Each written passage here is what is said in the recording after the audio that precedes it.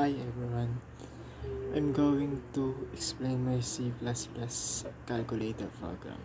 First, include the header, file include iostream, and using namespace std so that I can use standard input and output. Commands like cout and cin without typing std each time. Next, inside the main function is started with a welcome message. Simply displays a greeting to the user. Then I created string variable name to store the username. I use to get the user input and then displayed is using this make the program more personal because it greets the user by name. After that, I declared three float variables num1, num2, and sagot.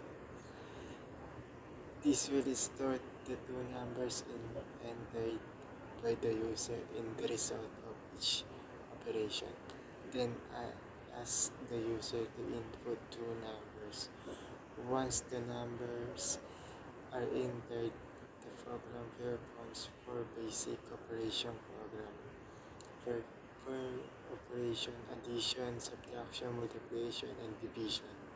For each operation, I store the results in the variable sagot and display it using cout, and repeated the same for subtraction, multiplication, and division. Finally, the program runs successfully.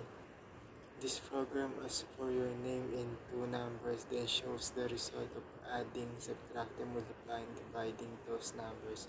It's simple program, but it's help understand the basic of input and output in arithmetic operation C++. Thank you for listening.